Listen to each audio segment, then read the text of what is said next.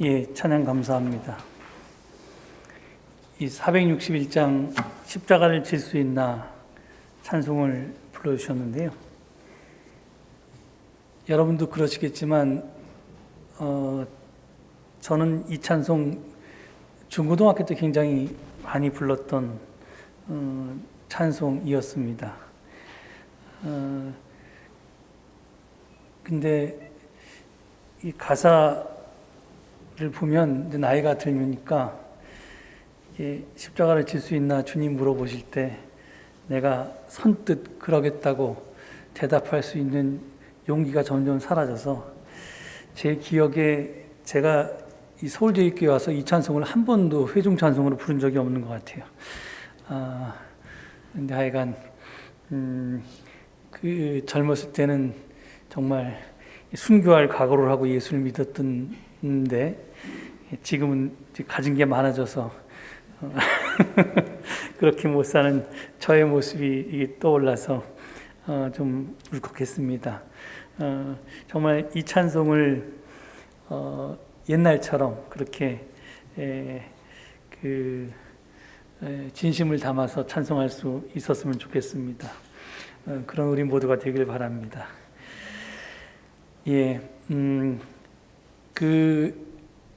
제가 이 증언을 할 때, 물론 이것을 녹화해서 저희가 저장해 놓고 여러분들한테 개방하기 때문에 저희 교우들만 듣지는 않는다고 그렇게 생각합니다. 그래서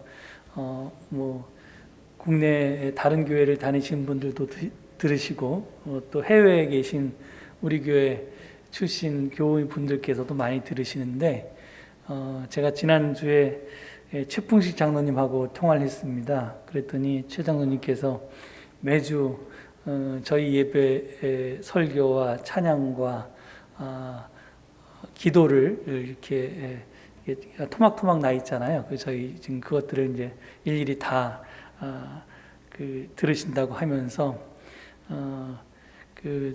특별히 기도 때마다 우리 기도자들이 아픈 교우들을 언급하면서 기도해 주시는 게 굉장히 크게 고맙다고 그렇게 감사 인사를 전하셨습니다. 그래서 여러분들께도 그 소식을 전해드려야 될 것 같아서 말씀드립니다. 최 장로님이 지금 방사선 치료는 잘 받으시고 이제 그 약물로 항암 치료를 받으시는 중이라고 하시는데 그래도 아직 씩씩하십니다. 여러분들 기회 닿으면 전화도 좀 넣으시고 또 기도 때마다 늘 기억하시면서 기도해 주시면 감사하겠습니다. 예, 오늘 우리는 2021년 사순절 첫째 주일을 맞이했습니다. 잘 아시듯이 사순절은 부활절 직전에 주일을 뺀 40일을 가리킵니다. 주일은 이 작은 부활절이기 때문에 제외하고요. 그래서 월요일부터 토요일까지의 엿새를 6번 반복하면 66이 36이라서 40일에서 4일이 모자랍니다. 그래서 사순절은 매년 주일이 아니라 수요일부터 시작되는 것입니다. 우리는 그 수요일을 제의 수요일 또는 성회 수요일이라고 부릅니다. 제가 예전에 이 성회 수요일이란 말을 처음 들었을 때는 이 성스러울 성, 거룩할 성자에다가 모일 회자를 쓰는 줄 알았습니다. 그래서 왜냐하면 사순절을 시작하면서 늘 예배를 드렸기 때문에 이게 성회로 모인다 그런 수요일인가 보다 이렇게 했는데 나중에 이제 한자를 보니까 이 거룩할 성자에다가 제회자를 쓰더라고요. 그러니까 둘 다 이제 제의 수요일이나 성회 수요일이나 둘 다 영어로 애쉬, 제를 뜻합니다. 그래서 이제 영어로는 애쉬 웬스데이라고 하죠.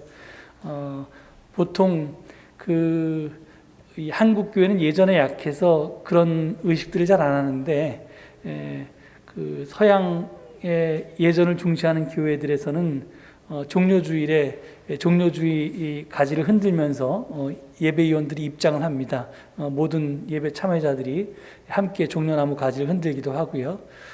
그 종려나무 가지를 보관해 뒀다가 말려서 이렇게 태운 다음에 재로 만들어서 그걸 다음에 성회 수요일 날 이렇게 그 이마에다가 십자가를 그으면서 재로부터 흙 위에서 왔으니 흙으로 돌아가리라 이렇게 이야기하면서 저희가 애쉬 웬스데이 예전을 행하는데요. 하여튼 그런 예식을 행하기 때문에 제의 수요일이란 이름이 생겼습니다. 하여튼 그래서 주일로는 오늘이 사순절 첫 번째 주일이지만 사순절은 이미 지난 수요일부터 시작되었습니다. 그리고 지난 수요일부터 수, 목, 금, 토 이렇게 나흘간 우리는 탄소 금식으로 아무것도 안 사기를 실천했습니다. 여러분 어떻게 잘 실천하셨는지요? 제가 수요일날 성경 공부를 하면서 확인해 보니까 식자재만은 사겠다 이렇게 말씀하시는 분도 계셨고, 무슨 말이냐, 그것마저도 냉장고 파먹기를 하면 된다 이렇게 말씀하시면서 냉장고나 냉동기를 뒤져서 그것까지도 안 사가면서 버티겠다 하는 분도 계셨습니다. 아마 아무것도 안 사신 분도 계시겠지만 주저주저 하다가 몇 가지 물건을 또 생필품이나 그런 식자재를 사신 분들도 계실 겁니다. 하여간 무엇인가를 사셨어도 사기 전에 두세 번 망설이고 숙고하셨다면 100점은 아니어도 80점은 드리겠습니다. 앞으로도 계속해서 그런 자세로 소비 생활을 하실 수 있기를 바랍니다. 사순절 2주차인 이번 주간에는 일회용품, 특별히 플라스틱 금식을 실천하게 됩니다. 사실 이번 주 과제가 지난주 과제보다 실천하기 더 어려울 수도 있습니다. 좀 영리하신 분들은 제가 미리 광고를 했기 때문에 수목금토 아무것도 안 사게 하니까 필요한 걸 미리 사두셨거나 그러면서 또 아니면 미리 그렇게 대처를 못 하신 분들은 그냥 나흘만 참으면 된다 하고 꾹 버티신 분도 계실 텐데, 사실 플라스틱 금식은 또 일회용품 금식은 굉장히 실천하기가 어렵습니다. 왜냐하면 우리는 일회용품 천국에서 지금 살고 있기 때문입니다.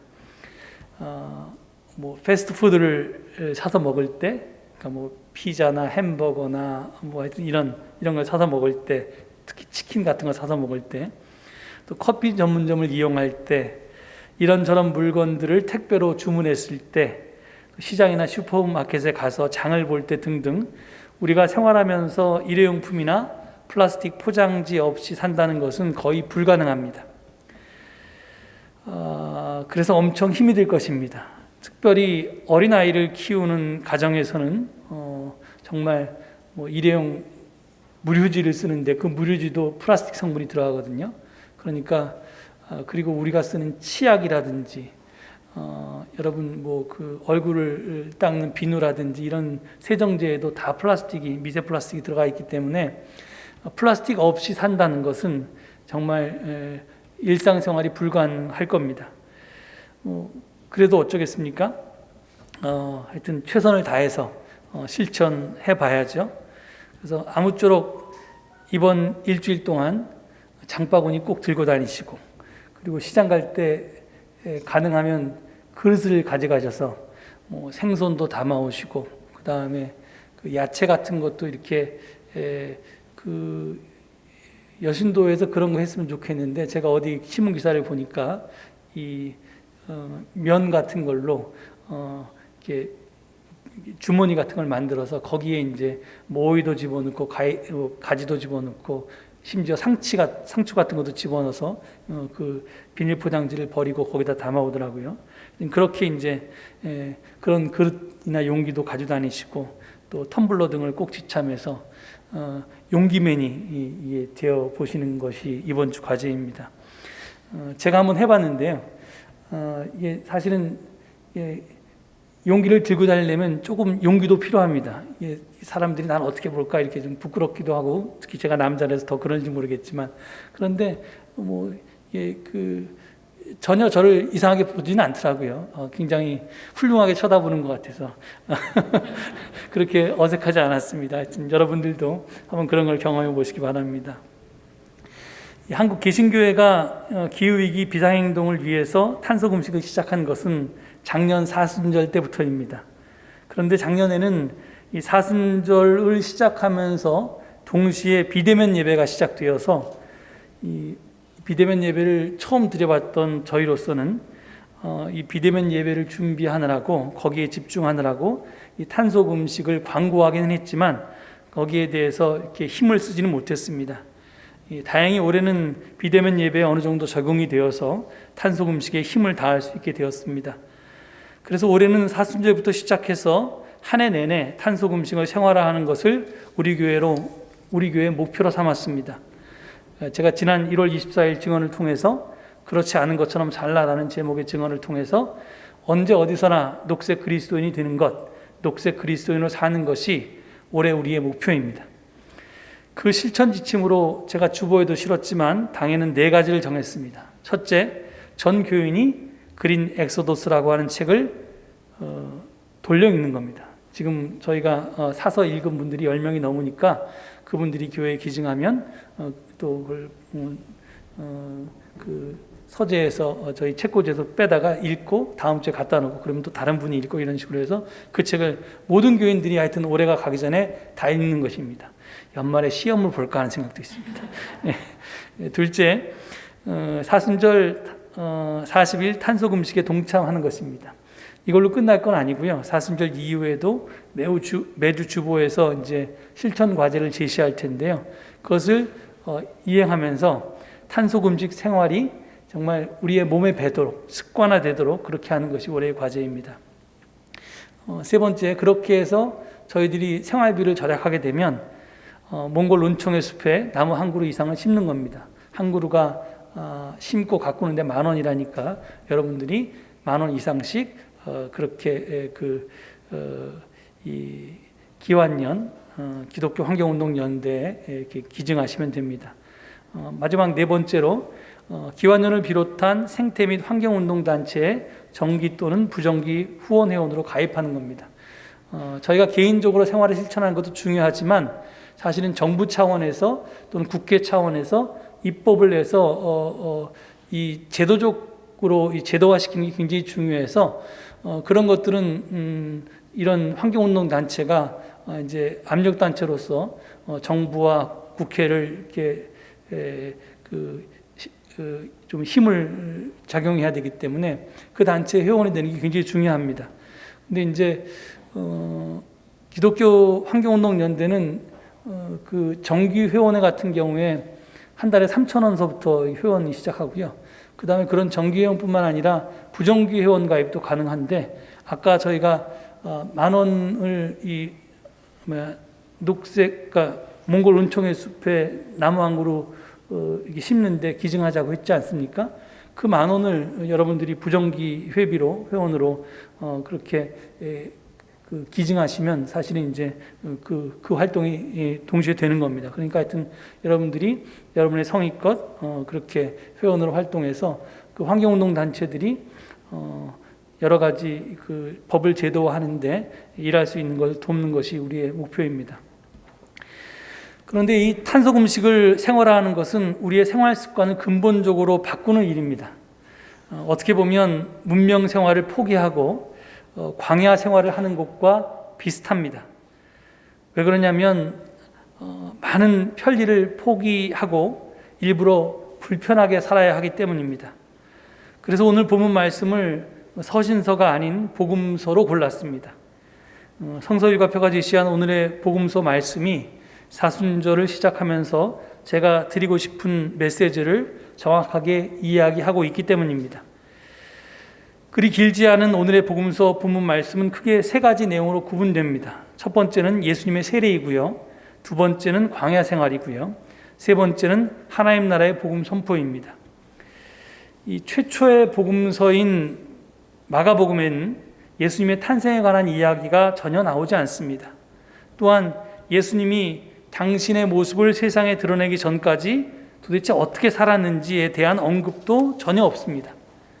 단지 광야에 나타나서 회개의 세례를 선포했던 세례자 요한을 소개한 후에 갈릴리 나사렛에 머물고 있던 예수님이 어느 날 요단강에 오셔서 세례자 요한에게 세례를 받았다고만 전합니다. 그것이 이제 오늘 본문이 시작하는 9절의 말씀입니다.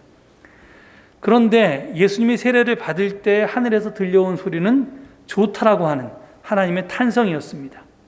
11절 말씀을 보면 너는 내 사랑하는 아들이다. 내가 너를 좋아한다. 이렇게 하나님께서 말씀하시는 것을 예수님이 들었다고 되어 있습니다. 여러분, 하나님께서는 도대체 어떤 사람을 좋아하실까요?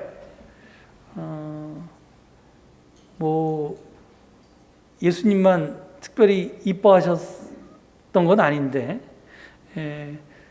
이제 이걸 한번 제가 고민해 봤습니다. 어떤 사람을 좋아하실까?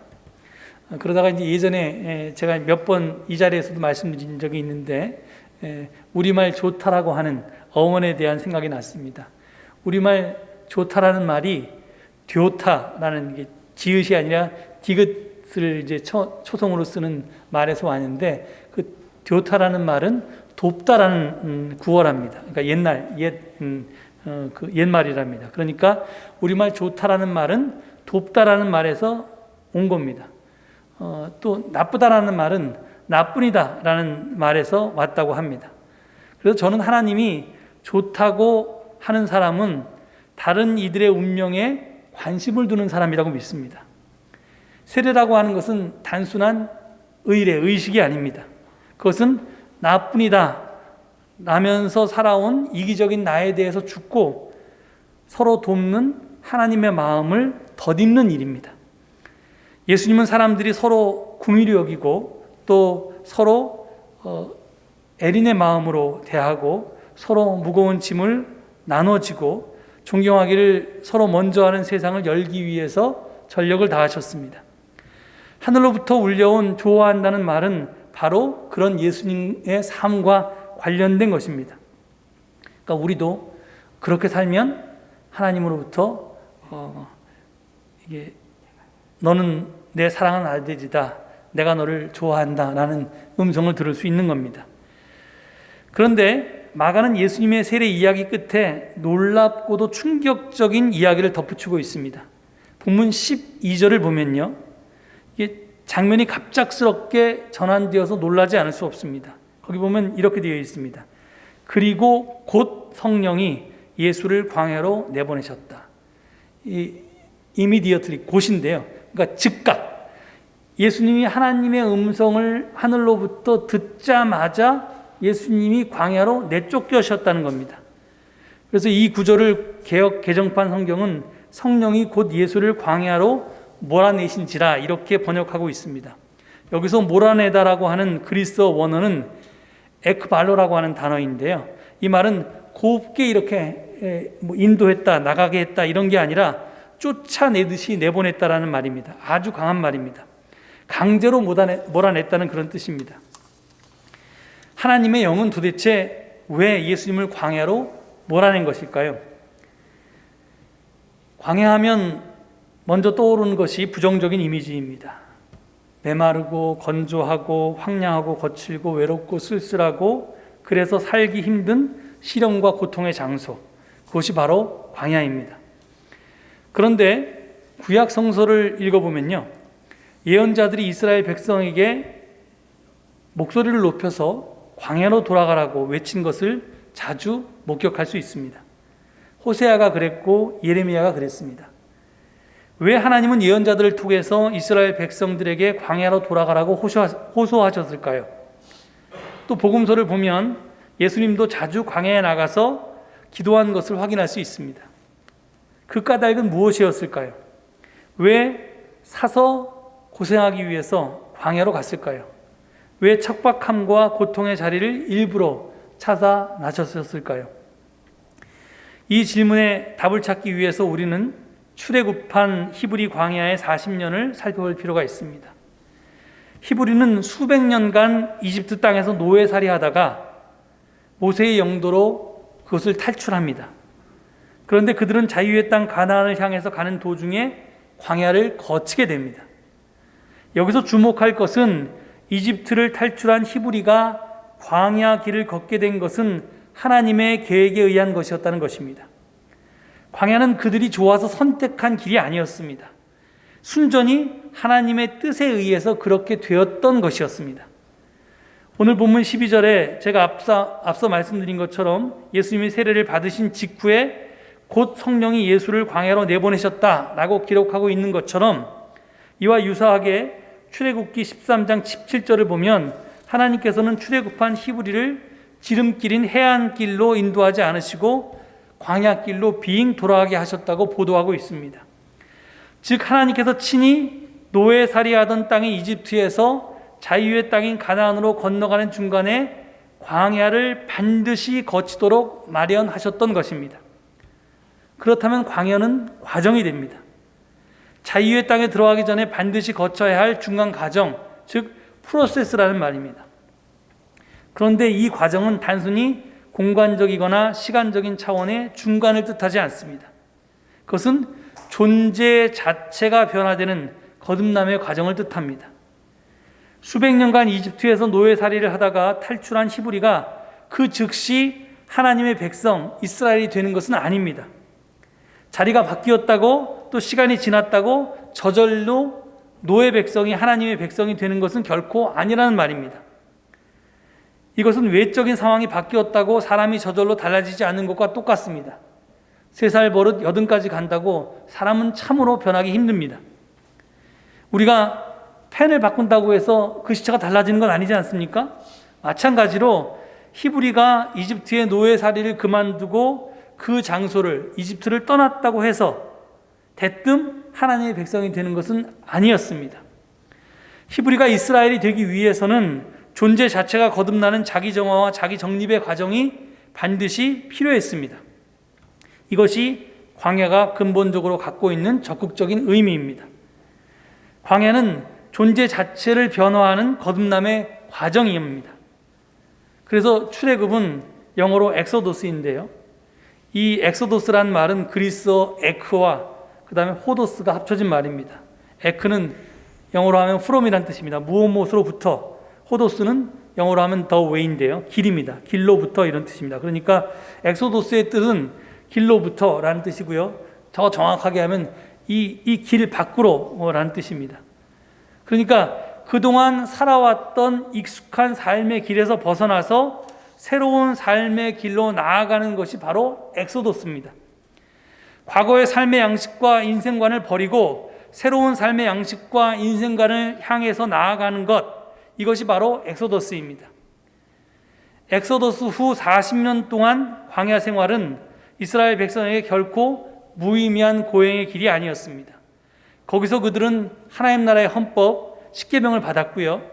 그리고 불기둥과 기둥으로 하나님이 자기네들을 인도하심을 체험했고요. 그리고 야훼 하나님만을 섬기기로 작심했고요. 영원하신 하나님을 직접 만나뵐 수도 있었습니다. 따라서 광야는 은혜로운 곳이었고 이스라엘의 구원을 위해서 꼭 필요한 장소였으며 또 구원의 신비를 터득하는 데 꼭 필요한 시간이었습니다. 그렇습니다. 이유 없는 고통은 없습니다. 그리고 열매 없는 고통도 없습니다. 히브리가 하나님의 백성 이스라엘로 변화되기 위해서는 반드시 광야 생활을 거쳐야 했습니다. 이렇듯이 우리도 하나님의 창조 동역자로 거듭나기 위해서 필연적으로 광야를 거쳐야 합니다. 광야는 약속의 땅으로 들어가기 위한 필수 과정입니다. 십자가 없이 부활 없듯이 광야라는 과정 없이 우리 존재의 거듭남은 없습니다.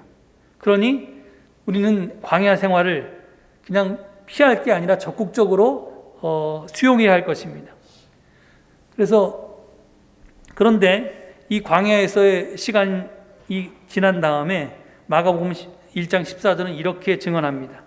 요한이 잡힌 뒤에 예수께서 갈릴리에 오셔서 하나님의 복음을 선포하셨다. 예수님이 공생애를 시작하신 때는 요한이 잡힌 뒤였습니다. 즉 요한에게 희망을 걸었던 이들이 그들의 마음에 절망의 어둠이 찾아든 때였습니다. 모든 희망이 사라진 때였습니다. 바로 그때 예수님은 이렇게 선포했습니다. 때가 찼다. 하나님의 나라가 가까이 왔다. 회개하여라. 복음을 믿어라. 15절입니다. 예수님께 하나님의 나라는 저 먼 곳에 있는 미래적인 실체가 아니었습니다. 바로 지금 눈앞에 와 있는 현실이었습니다. 다시 말해서 하나님의 나라는 현존이었습니다. 지금 존재하는 것이었습니다. 이를 표현하고자 마가복음은 때가 찼다라고 하는 동사와 하나님의 나라가 가까이 왔다라고 하는 동사를 미래 시제가 아니라 완료 시제로 사용하고 있습니다.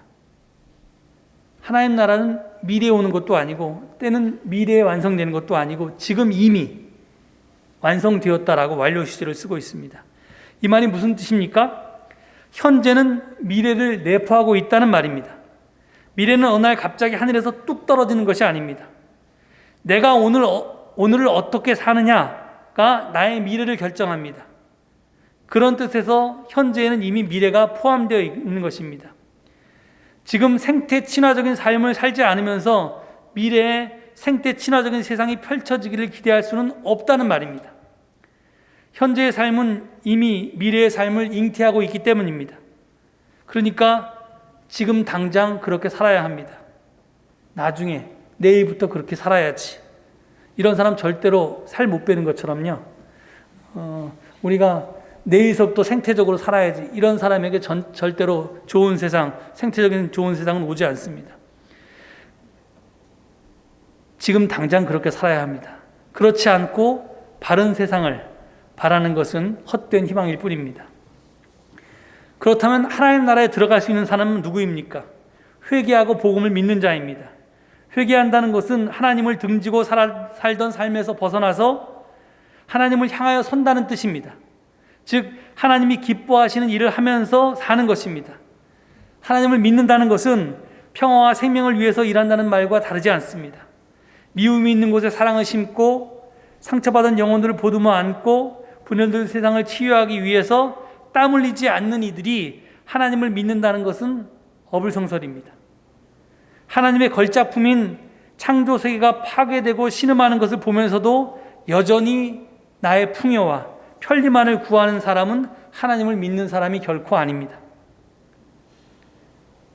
여기서 우리는 예수님이 광야에 계속 머물지 않으셨고 갈릴리로 나오셨다는 것에 주목해야 합니다.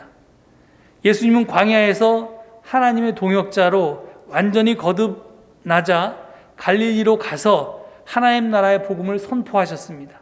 즉, 나 혼자 그렇게 사는 것에 머물지 않고 모두가 그렇게 살자고 전도하기에 나섰던 것입니다. 그렇습니다. 우리는 먼저 남이 어찌 살든 나라도 똑바로 살아야 합니다. 하지만 거기에 머물면 안 됩니다. 내가 변하면 세상도 따라서 변할 것임을 믿고 그렇게 살아야 합니다. 내가 변하면 세상도 분명히 따라서 변합니다. 제가 2000년에 미국에 유학을 갔는데요. 그때 가장 인상적이었고 좀 부러웠던 것은, 그리고 문화가 달라서 좀 당황했던 것은 미국인들의 남을 배려하는 그런 에티켓이었습니다. 예를 들어서 길을 가다가 몸이 남과 부딪히거나 닿으면 무조건 먼저 죄송하다고 이렇게 사과부터 합니다.